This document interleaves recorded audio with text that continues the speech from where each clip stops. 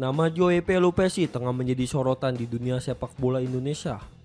Gelandang berdarah Maluku yang kini memperkuat klub Belgia Lommel SK dikabarkan masuk dalam radar dua raksasa Liga 1 Persib Bandung dan Persija Jakarta.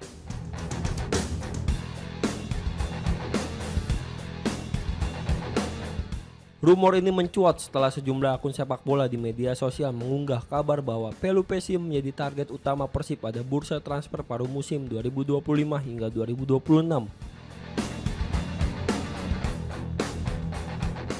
Namun, kabar serupa juga datang dari kubu Persija yang disebut tertarik memboyong sang pemain untuk memperkuat lini tengah mereka. Meski begitu, berdasarkan data di laman Transfermarkt, sejauh ini hanya Persib yang terpantau secara resmi dalam rumor transfer Joe Pelupesi.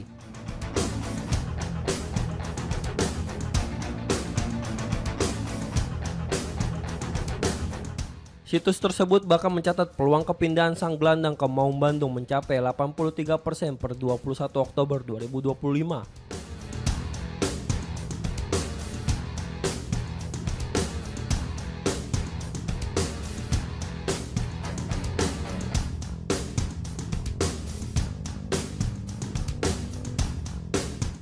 Pelupesi sendiri masih terikat kontrak dengan Lommel SK hingga 30 Juni 2026 dengan opsi perpanjangan 1 tahun di pihak klub.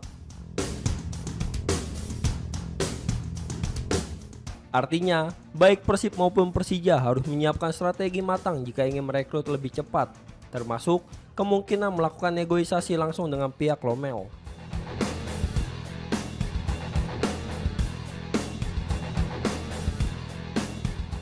Dari sisi kebutuhan tim, kedua klub memang sama-sama memerlukan sosok gelandang bertahan berpengalaman yang mampu menjaga keseimbangan permainan dan memiliki akurasi distribusi bola tinggi karakter yang dimiliki Pelupesi.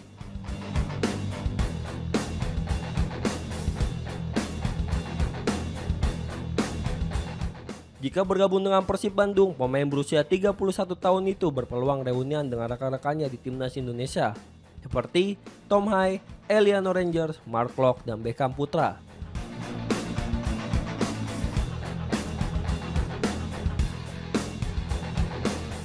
Sementara, jika ia memilih Persija Jakarta, Pelupesi bisa satu tim dengan Jordi Amat dan Rizky Ridho.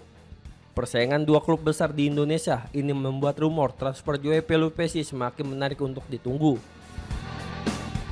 Bursa transfer paruh musim sendiri baru akan dibuka pada Januari 2026, sehingga peluang bagi Maung Bandung atau Macan Kemayoran masih sangat terbuka.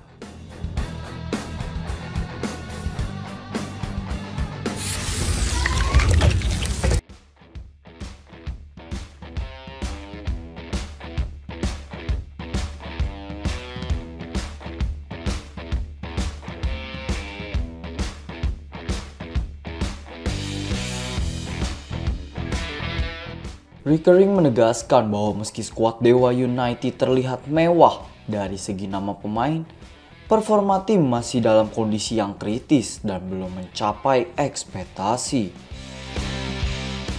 Ia menyebut bahwa terlalu banyak pemain timnya melakukan kesalahan sederhana yang berulang, baik dalam penguasaan bola, transisi, ataupun tahap akhir serangan yang membuat tim sering kehilangan momentum.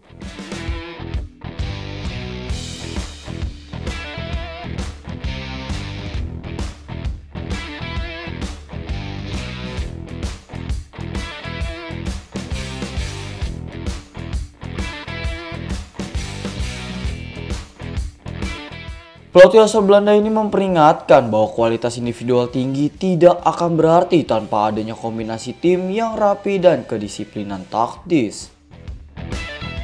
Rickering menegaskan bahwa Dewa United harus segera membenahi mindset bertanding karena kompetisi AFC menuntut konsistensi dan keterampilan mental lebih tinggi dibanding domestik. Ia menyebut bahwa meskipun staf pelatih sudah bekerja keras, pemain juga harus menunjukkan motivasi tinggi dan kesiapan menghadapi tekanan internasional. Tidak cukup hanya berada di lapangan.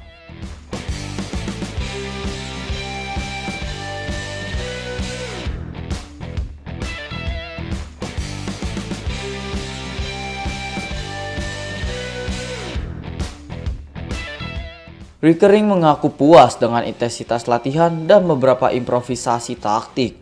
Namun ia belum melihat tingkat penerapan yang memadai saat pertandingan resmi berjalan.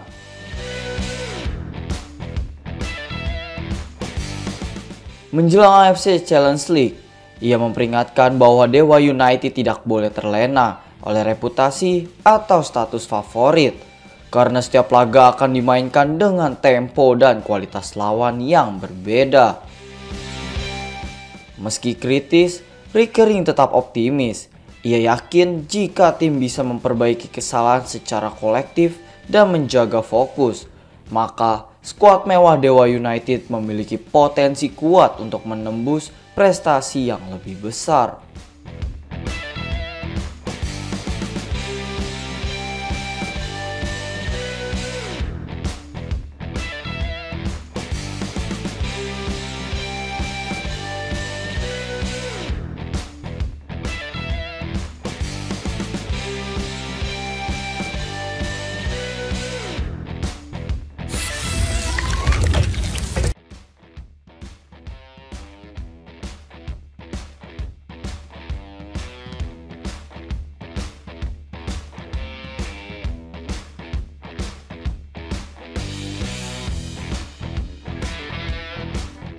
Persija Jakarta sukses membawa pulang 3 poin berharga dari markas Madura United pada pekan ke-10 Super League 2025 Jumat malam.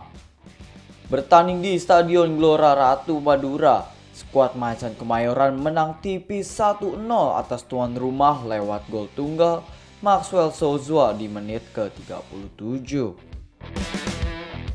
Gol yang dicetak Maxwell berawal dari kerjasama apik di lini tengah yang berhasil memecah konsentrasi pertahanan Laskar Sape Kerap.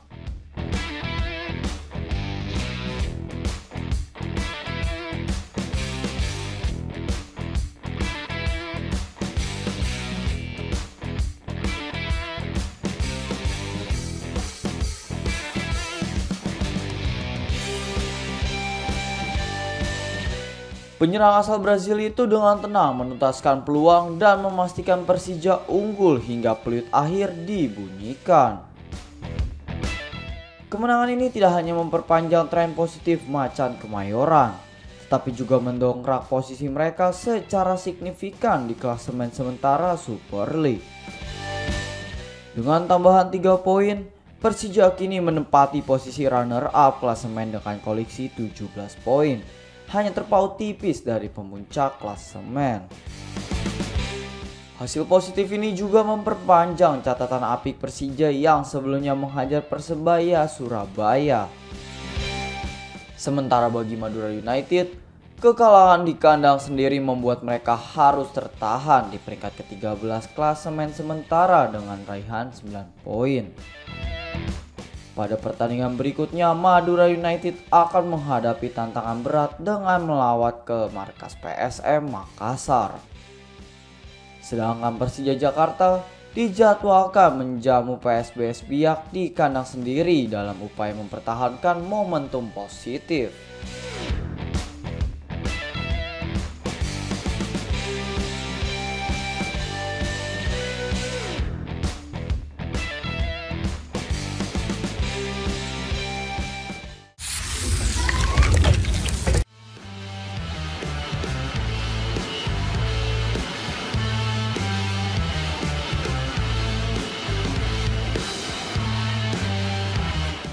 Malut United berhasil menaklukkan Persis Solo dengan skor 3-1 pada laga pekan ke-9 BRI Super League 2025-2026 di Stadion Manahan, Solo. Gol kemenangan Malut United dicetak oleh Tyrone Del Pino pada menit ke-31 dan ke-54, serta Yakob Sayuri pada menit ke-58. Persis Solo hanya mampu membalas lewat gol Kodai Tanaka di menit ke-69.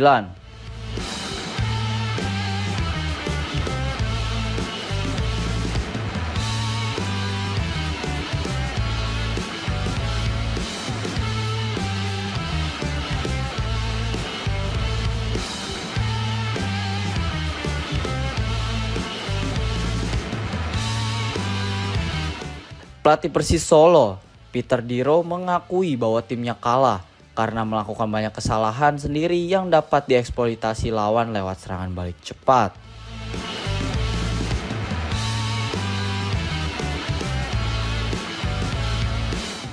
Menurut Peter Diro, tempo permainan yang terlalu lamban dan distribusi bola yang buruk saat menyerang membuat Persis kesulitan menembus pertahanan Malut United.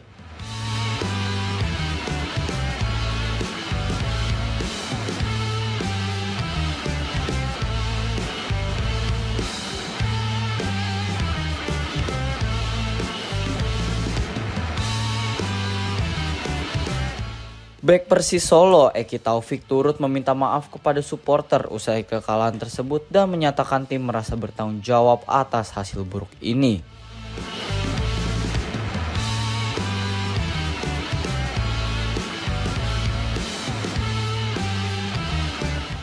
Dengan kemenangan ini, Malut United memperpanjang tren positif kemenangan beruntun mereka. Sementara Persis Solo makin terpuruk dan masih terbenam di zona merah klasemen sementara.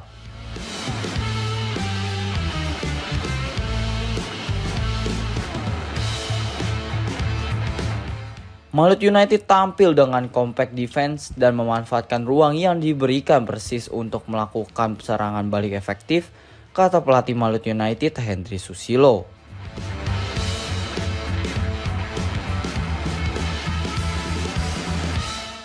Bagi Persis, hasil ini menjadi alarm bahwa masalah internal tim termasuk koordinasi lini belakang dan transisi serangan harus segera diperbaiki untuk keluar dari tren negatif.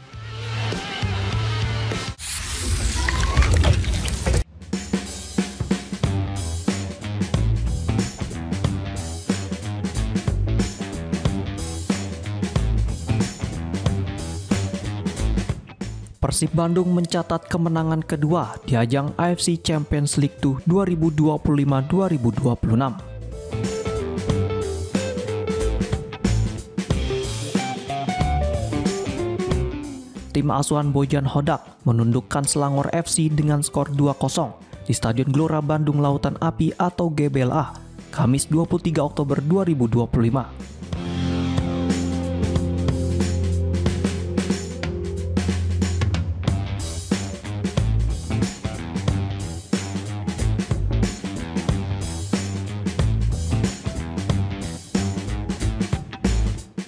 Dalam laga tersebut, Adam Alis membuka keunggulan Maung Bandung pada menit ke-29 setelah menerima umpan matang dari Mark Locke.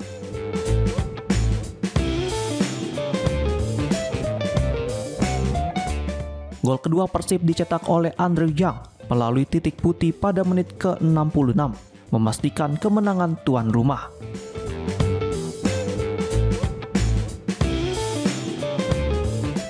Hasil ini membawa Persib memuncaki klasemen sementara grup G dengan raihan 7 poin dari 3 pertandingan.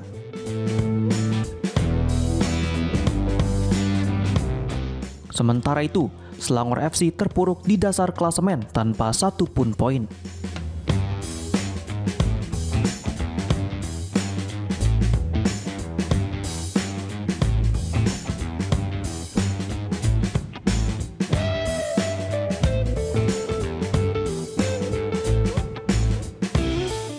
Selain memperbesar peluang lolos ke babak 16 besar, kemenangan ini juga menambah pundi-pundi keuangan Persib.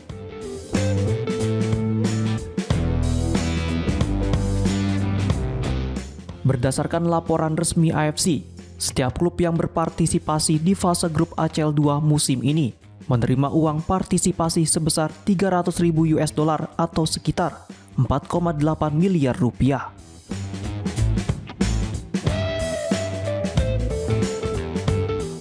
Tidak hanya itu, AFC juga memberikan bonus kemenangan $50.000 atau sekitar 800 juta rupiah untuk setiap laga yang dimenangi di fase grup.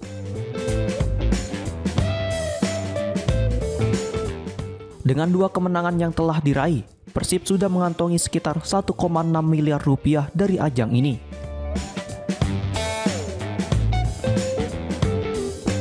Sebelumnya, Pangeran Biru juga meraih 3 poin penting setelah mengalahkan Bangkok United pada laga pembuka fase grup.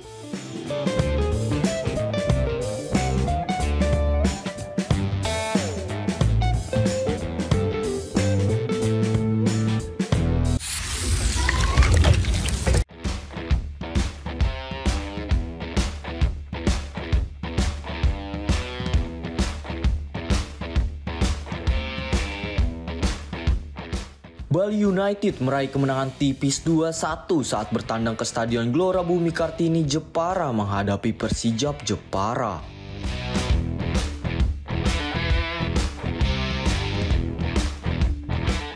Gol pembuka datang dari Kadek Agung Wityana di masa injury time babak pertama membawa Bali United unggul 1-0 saat turun minum.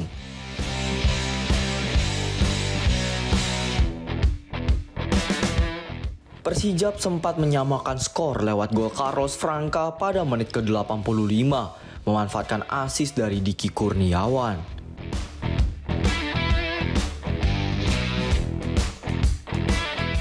Kemenangan kembali berpihak ke Bali United setelah Jordi Bruins mencetak gol di menit ke-87 untuk mengubah skor menjadi 1-2.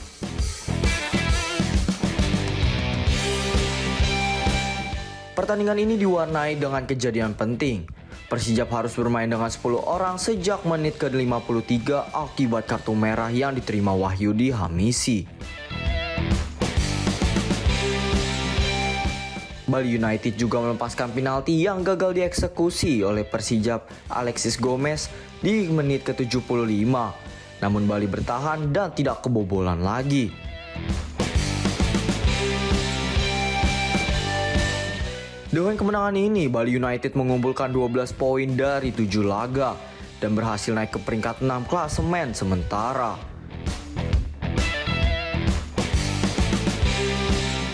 Persijap Jepara tertahan di papan bawah setelah kekalahan ini dan masih berada di sekitar posisi ke-14 dengan raihan poin yang belum maksimal.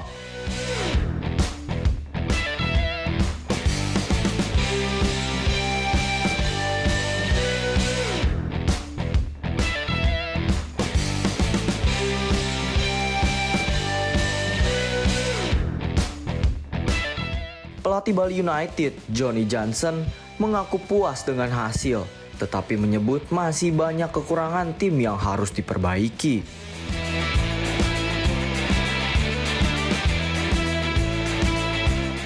Bali United menunjukkan mental kuat dengan meraih kemenangan dalam kondisi laga yang sulit. Lawan bermain terbuka, mendapatkan peluang penalti, dan situasi super dramatis hingga akhir pertandingan.